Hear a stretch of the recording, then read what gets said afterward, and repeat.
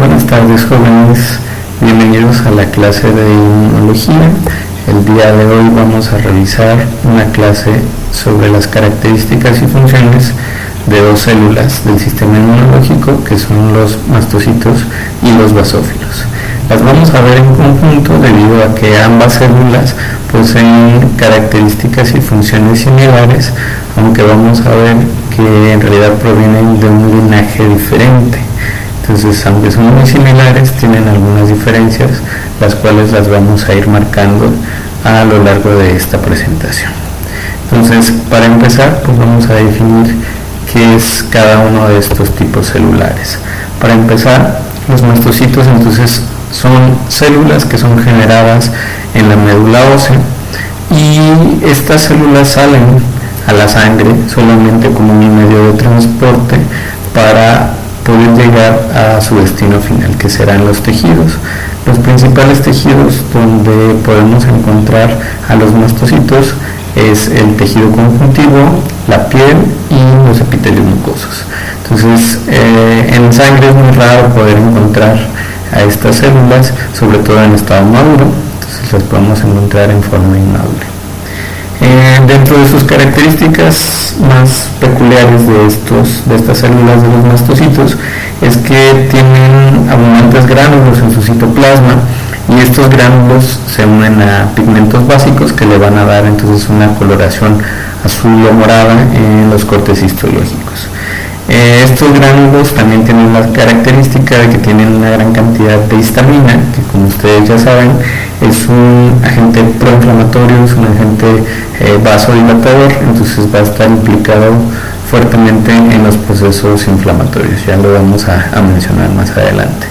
Por otro lado, los basófilos son células que pertenecen a la familia de los granulocitos. Sin embargo, a diferencia de las demás células que ya hemos visto de esta familia, no son fagocíticas, entonces ellas no pueden realizar el proceso de fagocitosis. Su único mecanismo efector entonces sería la degranulación, y como les decía en un inicio, estructuralmente y en cuanto a sus funciones es muy parecido a los mastocitos. Una de las diferencias más importantes pues sería que estos sí los vamos a encontrar en la sangre y rara vez los vamos a encontrar en los tejidos, a diferencia de los mastocitos. Dentro de sus características vamos a ver que tiene un núcleo irregular, puede tener entre 1 y 3 lóbulos, y es difícil observarlo debido a que tiene gránulos muy grandes que cubren casi siempre la estructura del núcleo cuando lo observamos en las tinciones. Entonces, en su tamaño es semejante al de los neutrófilos, y pues aquí en la diapositiva lo podemos observar en la parte de arriba. Entonces tenemos la estructura característica de un mastocito y la estructura característica de un basófilo. Hablando todavía un poco más sobre las características de estas células, tenemos que, como les comentaba hace ratito, los mastocitos maduros nunca los vamos a encontrar en la circulación, a menos que tengamos alguna alteración. Entonces, generalmente no los vamos a encontrar en la sangre.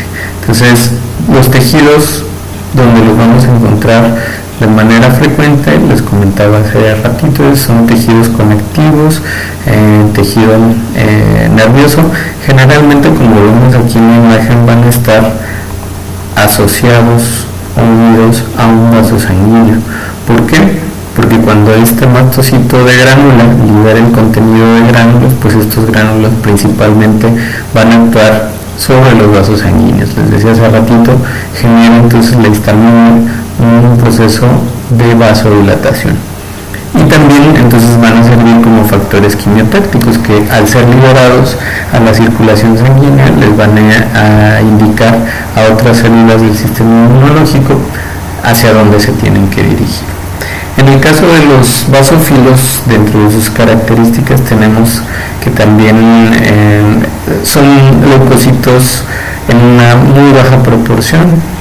Los vamos a encontrar en una cantidad menor al 1% de todos los leucocitos sanguíneos, entonces la proporción en realidad es muy baja.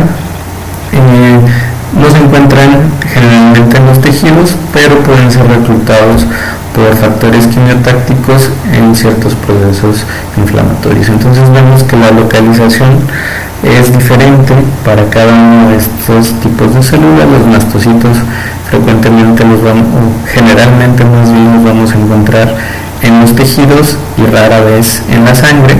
Al contrario, los basófilos los vamos a encontrar generalmente en la sangre, aunque en una muy baja proporción, y rara vez los vamos a encontrar en los tejidos. En cuanto a sus gránulos, que es una de las características más importantes de este tipo de células, vamos a comenzar revisando las características de los gránulos de los mastocitos. Estos se caracterizan por contener una gran cantidad de histamina y heparina, que como ustedes ya saben son importantes para los procesos inflamatorios. Entonces la heparina funciona como un anticoagulante, mientras que la histamina, ahorita vamos a hablar más de ella, pero es vasodilatadora y aumenta la permeabilidad vascular para permitir el proceso de diapedesis. En el caso de los gránulos de los basófilos, estas células van a tener dos tipos de gránulos, unos que se conocen como gránulos azulófilos, los cuales, o gránulos primarios, también los podemos encontrar en la bibliografía de esa manera. Contienen principalmente lisosomas y estos están compuestos por hidrolasas ácidas. Estas hidrolasas ácidas son las que tienen la capacidad de captar principalmente estos pigmentos basófilos, y de ahí es de donde viene su nombre. En el caso del otro tipo de gránulos que podemos encontrar en los basófilos, que son los gránulos específicos o secundarios, estos son los que van a contener moléculas vasoactivas como la histamina, pueden contener leucotrienos, que sabemos que son de los principales mediadores de la inflamación, u otras sustancias como la vasogranulina, que es específica de los basófilos y que también tiene que ver con procesos de señalización en procesos de inflamación. Entonces, ahora vemos toda la cantidad de sustancias que pueden liberar tanto los basófilos como los mastocitos una vez que degranulan. Entonces, en la parte superior tenemos, en el caso del basófilo, estos factores de diferenciación. Estos factores de diferenciación nos indican qué es lo que necesita el basófilo durante su proceso de desarrollo para finalmente diferenciarse a este tipo celular. Entonces vemos que de hecho una de las interleucinas más importantes para el basófilo es la interleucina 3. La interleucina 3 va a ser requerida durante todo su proceso de diferenciación, desarrollo, maduración. Entonces vemos también una imagen que algo que caracteriza al basófilo es que en su superficie posee un receptor para interleucina 3. Entonces interleucina 5, interleucina 33, el factor estimulante de colonias granulocíticas y monocíticas, ya que es un granulocito. Entonces todos estos factores son los que se requieren para poder producir un basófilo.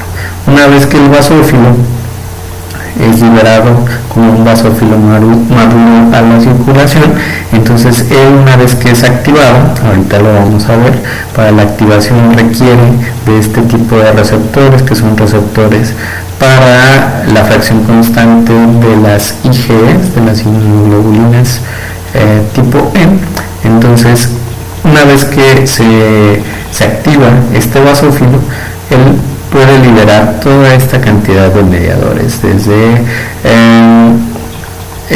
mediadores específicos de los basófilos, como son la condroitina, la vasogranulina, que les comentaba hace ratito, que están en los gránulos secundarios, interleucina 4, interleucina 31, angiotensina 1 y algunos factores quimiotácticos.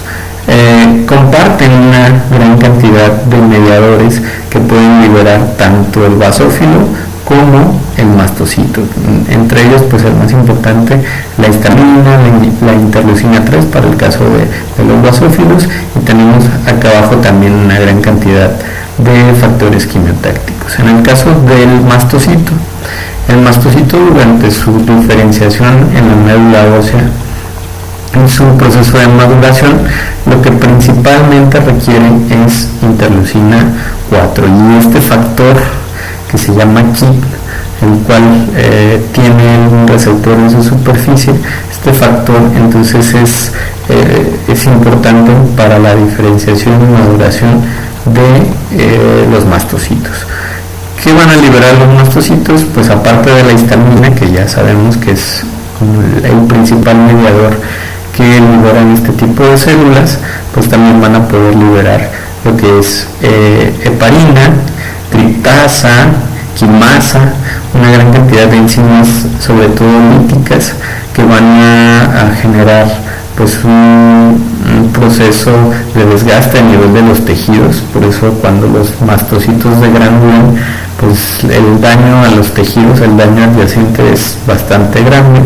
Además de pues una gran cantidad de interleucinas, factores de crecimiento y algunas quimiosinas, también factores quimiotácticos que son importantes para llamar o reclutar a otras células una vez que el mastocito degranula. Entonces, una de las funciones que vamos a ver más adelante es que los mastocitos, al estar en tejido, sirven como vigías. Entonces, cuando ellos reconocen algo que no es propio del organismo, entonces se activan, degranulan, y toda esta liberación de interleucinas, citocinas, factores quimiotácticos, entonces lo que va a hacer es que muchas células lleguen hasta este sitio donde se encontró este agente que no forma parte de las células de nuestro propio organismo.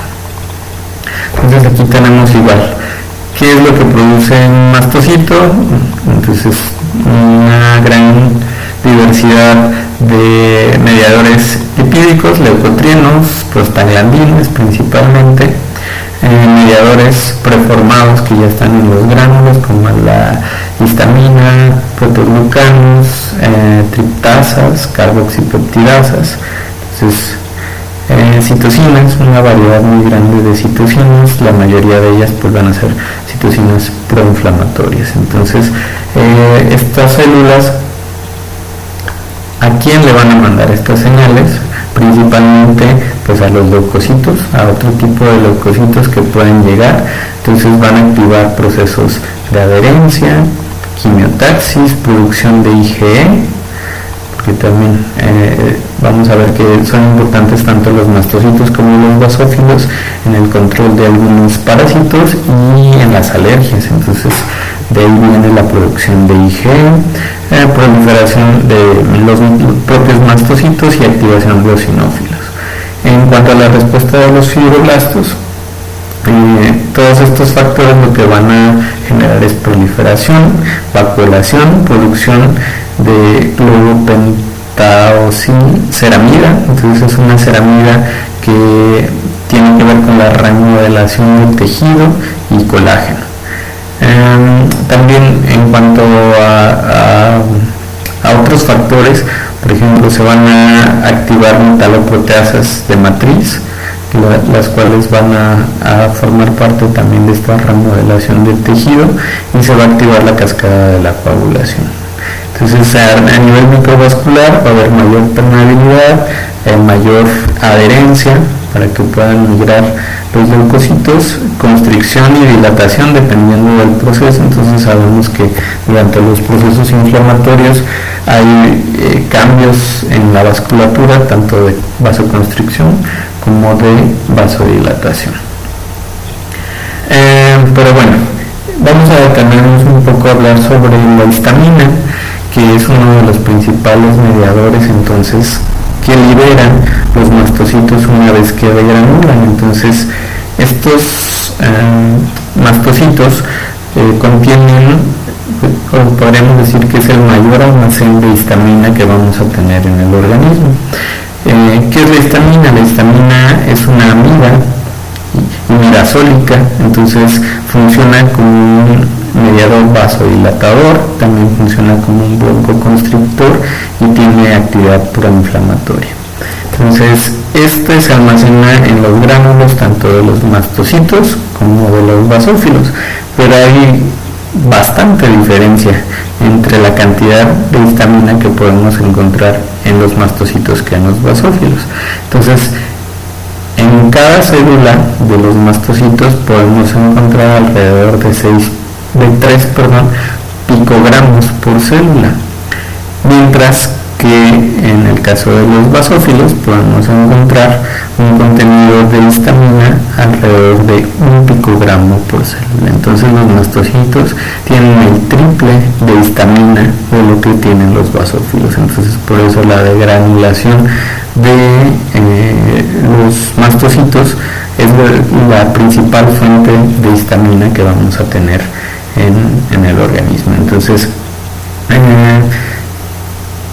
hay diferencias también en cuanto a cómo está almacenada la histamina, ya sea en los basófilos o en los mastocitos. En el caso de los mastocitos, la histamina forma un complejo, se une a la heparina, mientras que la histamina en los gránulos de los basófilos se une a un protoglucano que es la condroitina.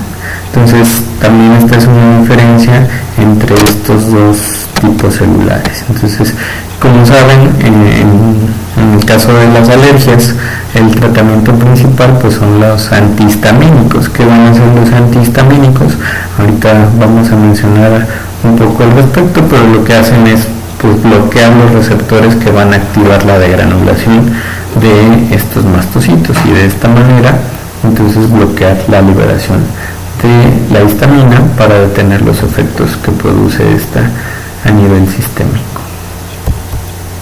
Precisamente, aquí tenemos una imagen de los distintos receptores que podemos encontrar en la superficie de los mastocitos. Aquí, de los más importantes, entonces va a ser el receptor para la fracción constante de la inmunoglobulina E. Entonces, este receptor, que es esto azul que podemos ver nosotros aquí, lo que va a hacer es permitir la unión de IgEs. Entonces, estas IgEs que nosotros vemos aquí no son IgEs que el mastocito produzca. Él no produce el receptor con su IgE. Son IgEs que capta, que fueron generadas por células plasmáticas y una vez que fueron generadas se unieron a estos receptores de la fracción constante de los IgEs, que son los receptores más abundantes que tienen tanto los mastocitos como los basófilos. Entonces, cuando un mastocito o un basófilo une estas IgEs a estos receptores, decimos que este mastocito está sensibilizado a un antígeno en específico. ¿A cuál antígeno va a ser? Pues dependiendo de cuál antígeno sea el que se haya procesado y se haya presentado para la generación de estas IgEs. Entonces, este es el más importante de todos los receptores que tienen los mastocitos y los basófilos. Ahorita vamos a ver porque son necesarios para la activación y el proceso de degranulación. Entonces, pero también vamos a encontrar otro tipo de receptores que con menos intensidad y con menos frecuencia pueden activar el proceso de degranulación de estas células, como cuáles, los receptores para IgG. Entonces no solamente tiene receptores para IgE, sino que también tiene receptores para IgG. Tiene por supuesto su complejo mayor de histocompatibilidad para comunicarse con las células T. Tiene su receptor KIT, que les decía yo que es importante para el proceso de diferenciación y maduración de los mastocitos. También tiene PLRs, ya hemos visto este tipo de receptores, son PAMs que reconocen patrones de los patógenos, entonces pueden reconocer patrones de virus, de bacterias, de parásitos, de hongos, entonces tiene diferentes tipos de TLRs. También tiene este receptor que es CD88, el cual reconoce a C5A. Si recuerdan, C5A es una proteína del complemento que funciona como un factor quimiotáctico. También tiene otro tipo de receptores que no están tan relacionados con la parte inmunológica de estas células. Tiene receptores a opioides, receptores a ciertos lípidos, a quinolonas y a ciertas hormonas. Entonces todos estos receptores están en la superficie de los mastocitos. Sin embargo, pues el más importante de todo va a ser el receptor para la fracción constante de las inmunoglobulinas. Algunos otros importantes pudieran ser los TLRs o el receptor para estas proteínas del complemento. En el caso de los basófilos, básicamente comparten los mismos receptores. La única diferencia más grande sería aquí. En lugar de tener este receptor KIT, los basófilos tienen un receptor para interleucina 3, que es la que les va a ayudar en su proceso de maduración y diferenciación en la médula ósea. Entonces, precisamente hablando de lo que se requiere para que estas células se puedan activar, recordamos entonces que cuando un mastocito o un basófilo se activa, su único mecanismo efector, su único mecanismo de acción es la degranulación. Entonces, cuando hablamos de activación, estamos refiriéndonos a que estas células van a liberar el contenido de sus gránulos. Entonces, como les comentaba hace ratito, tanto los basófilos como los mastocitos en su membrana tienen receptores de alta afinidad para IgEs. Entonces, cuando las IgEs se unen a estos receptores, aquí los vemos en la imagen, cuando llega una IgE y se une a este receptor, entonces nosotros podemos decir que este basófilo o este mastocito están sensibilizados. Ya unieron una IgE a este receptor para la fracción constante de las IgE. Entonces, una vez que están sensibilizados, ahorita vamos a ver, necesita llegar el antígeno, unirse a las IgE, ser reconocido por las IgE y dimerizarse o trimerizarse para poder activar como tal el proceso de degranulación. Entonces, cuando se activan estos receptores, se libera el contenido de los gránulos, incluida la histamina, que vemos que es uno de los principales mediadores que están contenidos en estos gránulos, y esta promueve cambios en los vasos sanguíneos que producen finalmente un proceso inflamatorio. Entonces, aquí tenemos como tal el proceso de sensibilización. Entonces, en el proceso de sensibilización no solamente participan los mastocitos o los basófilos. Entonces, comenzamos con una célula presentadora de antígeno. Entonces, esta célula presentadora de antígeno, que puede ser un macrófago o una célula dendrítica, entonces va a reconocer a un alergeno. Este alergeno es fagocitado, sus antígenos son procesados y presentados a un linfocito T. Entonces, este linfocito T va a estimular a un linfocito B para que reconozca ese mismo antígeno. A ver, permítanme que esto no me deja avanzar. Entonces, este linfocito B, que es estimulado por un linfocito T CD4, un linfocito cooperador, entonces este linfocito cooperador produce interleucina 4 e interleucina 5. Esto estimula el linfocito T para que reconozca el mismo antígeno, en este caso un alergeno, y este alergeno entonces es reconocido por el linfocito el linfocito B genera anticuerpos contra este alergeno en específico, entonces se convierte en una célula plasmática productora de anticuerpos. Esta célula plasmática que produce anticuerpos los libera a la circulación sanguínea. En cierto momento esos anticuerpos van a llegar a donde se encuentra un mastocito, y ese mastocito, mediante sus receptores para IgE, va a unir estas inmunoglobulinas a su superficie. Entonces, cuando estas inmunoglobulinas ya están unidas al receptor para IgE, entonces tenemos ahora sí un mastocito sensibilizado. Exactamente lo mismo ocurre para el caso de los basófilos, ocurre todo el mismo proceso, el procesamiento del antígeno, la presentación a los linfocitos T cooperadores, el reconocimiento por los linfocitos B, la transformación hacia células plasmáticas y la producción de IgE. Solo que aquí, en lugar de tener pues un mastocito, tendríamos un basófilo que también, recuerden, tiene receptores para IgE. Entonces, una vez que este mastocito o un basófilo están sensibilizados, ya pueden reconocer al antígeno, a este mismo antígeno. Entonces, cuando entran en contacto con ese mismo antígeno, van a activarse y van a degranular. Entonces, para que un mastocito o un basófilo degranulen el antígeno o alergeno, sabemos entonces que tanto los mastocitos como los basófilos están involucrados en las alergias. Entonces, los alergenos son ciertos tipos de antígenos que son reconocidos por el sistema inmunológico.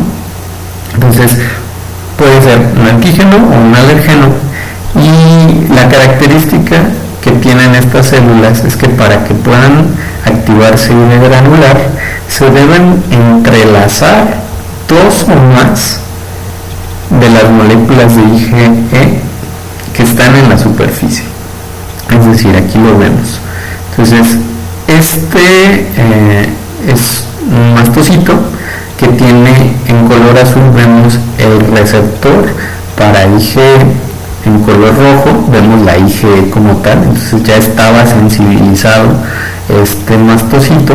Entonces, aquí es de manera didáctica, solo ponen dos receptores para IgE, pero en realidad pues toda la superficie, toda la membrana de la célula de los mastocitos pues tiene cientos o inclusive miles de receptores para IgE. Entonces hay muchísimos receptores para IgE en la superficie de los mastocitos. Entonces, para que se pueda activar por lo menos dos de estas IgE que ya están ancladas en la superficie del mastocito, tienen que unirse al mismo antígeno o al mismo alergeno. Esta unión, este entrecruzamiento que se da, es la señal que va a activar el proceso de degranulación. Entonces, al degranular, pues ya saben, van a liberar histamina, interleucina 4 o interleucina 3, dependiendo, y toda la lista que veíamos tan grande allá de mediadores que pueden liberar tanto los mastocitos como los basófilos. En el caso del basófilo ocurre exactamente lo mismo. Tiene el receptor para la fracción constante de la IgE, ya se sensibilizó con una IgE, y entonces esta IgE ahora tiene que entrecruzarse al reconocer al mismo antígeno, al mismo alergeno, y cuando se da este entrecruzamiento, entonces ahora sí el basófilo puede degranular. Una característica de estas células, a diferencia por ejemplo de los neutrófilos o de los eosinófilos, que pueden controlar la cantidad de gránulos que liberan, pueden controlar entonces el proceso de degranulación. En el caso de los mastocitos y los basófilos se realiza una degranulación masiva. ¿Qué quiere decir esto? Una degranulación masiva que se liberan simultáneamente todos los gránulos que están contenidos en la célula, es decir, ya sea el mastocito o el basófilo van a dejar salir todo el contenido de mediadores químicos que tienen en su interior. Entonces por eso es que se pueden llegar a dar estas reacciones anafilácticas, porque la cantidad de mediadores que se pueden llegar a liberar pues es bastante grande. Entonces nuevamente tenemos el proceso de sensibilización y de granulación. Entonces igual que como lo vimos hace rato, entonces tenemos un antígeno o un alergeno. Este es reconocido por una célula presentadora de antígeno, ya sea una dendrítica o un macrófago, este macrófago presenta este alergeno o antígeno a las células T cooperadoras, que son las CD4. Entonces, este a su vez estimula a los linfocitos B para que reconozcan al mismo antígeno y generen, se diferencie este linfocito B en células plasmáticas que produzcan anticuerpos, que en este caso serían IgEs, y estas IgEs son las que los mastocitos pueden incorporar a su superficie mediante los receptores para IgE, y de esta manera ya quedaría como una célula sensibilizada en espera de que se una el alergeno y genere este entrecruzamiento de las IgEs. Y entonces al darse este entrecruzamiento, es decir, que dos o más IgEs de las que están en la superficie reconozcan al mismo alergeno, esto activa el proceso de granulación, y como les dije es un proceso de granulación masiva, donde todos los gránulos que están en este mastocito van a salir hacia el exterior. Entonces este es el proceso mediante el cual los basófilos o los mastocitos van a liberar su contenido. Entonces no son células fagocíticas, el único mecanismo que tienen para ayudar a eliminar microorganismos o para activar el sistema inmunológico, que es más lo que hacen, no tanto eliminarlos, sino que activan la respuesta inflamatoria. Entonces es la degranulación. Entonces, funciones. ¿Para qué sirven los mastocitos y para qué sirven los basófilos? Ya hablamos de sus características. Entonces, en cuanto a funciones, los mastocitos sirven, les decía hace ratito, como vigías en los tejidos, donde pueden reconocer productos microbianos o pueden reconocer alergenos, ahorita veíamos. Lo que van a hacer es producir o liberar estas citocinas y mediadores que finalmente van a desencadenar en un proceso inflamatorio. En el caso de los mastocitos y basófilos, van a hacer una defensa frente a algunos parásitos como helmintos. Entonces aquí podemos ver en la imagen, entonces tenemos un helminto que también puede ser entonces reconocido por los basófilos, y al igual que en el caso de los eosinófilos, como son parásitos muy grandes que no pueden ser fagocitados, entonces la única forma de eliminarlos es mediante la liberación de estos gránulos y de estas proteínas líticas que tienen en su interior. También otros microorganismos patógenos pueden ser reconocidos. Entonces aquí vemos también en la imagen que tenemos estos PAMs, y recuerdan que es un PAM, son patrones de reconocimientos de patógenos. Entonces los basófilos y los mastocitos tienen TLRs, que son los receptores que pueden reconocer estos PAMs, y entonces activar el proceso de degranulación para activar el proceso inflamatorio y controlar la infección del patógeno. También son responsables de los síntomas de enfermedades alérgicas. Les decía, durante la alergia, pues lo que siempre se receta es un antihistamínico, y entonces ¿dónde tenemos la mayor cantidad de histamina? Pues en los basófilos y sobre todo en los mastocitos. Entonces aquí tenemos, por ejemplo, en el caso de este basófilo, receptores que reconocen, por ejemplo, la papaína de la papaya, o receptores que reconocen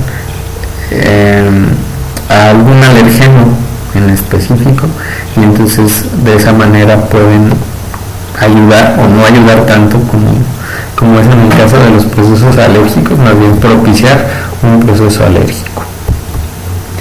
Estas células, tanto mastocitos y basófilos, entonces van a ser importantes en el sistema inmunológico y juegan un papel fundamental en diversos trastornos alérgicos, como pueden ser una alergia alimentaria, una alergia por contacto. Más adelante vamos a ver todas estas reacciones de hipersensibilidad que forman parte de la respuesta inmunológica, pero también en el caso del asma o anafilaxia, les decía. Entonces, debido a esta degranulación masiva que tienen estas células, entonces pueden generar anafilaxia. También son importantes en enfermedades autoinmunes como es la artritis reumatoide o el lupus eritematoso sistémico. Entonces, estas enfermedades autoinmunes, pues ya saben ustedes que cursan con procesos inflamatorios. En muchas ocasiones se generan autoanticuerpos, entonces algunos autoanticuerpos pueden ser IgEs contra proteínas propias del organismo, y entonces puede estar relacionado con estos procesos autoinmunes. Igual esto lo vamos a revisar cuando veamos el apartado de autoinmunidad.